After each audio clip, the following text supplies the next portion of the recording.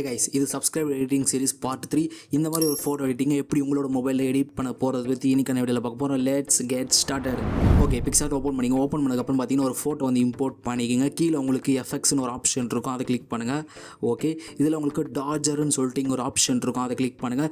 மேலே உங்களுக்கு eraser icon பக்கத்தில் வந்து மெர்ஜ் ஐக்கான் இருக்கும், அதை கிளிக் பண்ணுங்கள். 2 லேயர் மெர்ஜ் ஆகிடும். ஓகே, நெக்ஸ்ட் லைட்டாக ஸ்க்ரோல் பண்ணுங்கள். இதில் உங்களுக்கு பிளர்ன்னு சொல்லிட்டு ஒரு ஆப்ஷன் இருக்கும், அதை கிளிக் பண்ணுங்கள். இதுலேயும் பிளர் கொடுத்துருங்க. இதில் செட்டிங்ஸ் கிளிக் பண்ணிவிட்டு ஒரு 20க்கு செட் பண்ணுங்கள். Okay, super. திரும்பவும் மெர்ஜ் பண்ணிடலாம். ஓகே, இப்போ ஃப்ரண்ட்டில் ஸ்க்ரோல் பண்ணுங்கள். இதில் உங்களுக்கு எஃபெக்ட்ஸ் நீங்கள் ஒரு ஆப்ஷன் இருக்கும், அதை கிளிக் பண்ணிக்கோங்க. இதில் லைட்டாக ஸ்க்ரோல் பண்ணிட்டே வாங்க.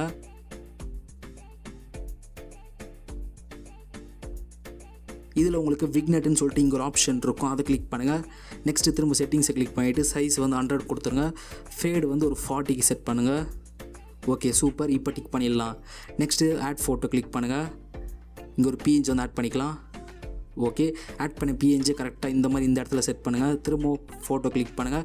இப்போது ஒரிஜினல் இமேஜ் வந்து எடுத்துக்கோங்க.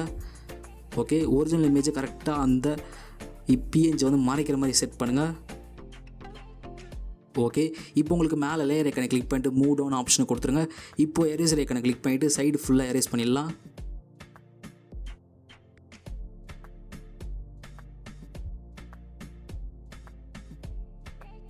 ஓகே, ஓவராலாக முடிச்சதுக்கப்புறம் மேலே இருக்க டிக் ஆப்ஷன் கொடுத்து டிக் பண்ணுறேங்க. இங்கே டிக் பண்ணிடலாம். நெக்ஸ்ட் லைட்டாக ஃப்ரண்ட்டில் ஸ்க்ரோல் பண்ணுங்கள். இதில் உங்களுக்கு எஃபெக்ட்ஸ் ஆப்ஷன் இருக்கும், அதை கிளிக் பண்ணுங்கள். இதில் ஸ்க்ரோல் பண்ணிட்டே வாங்க.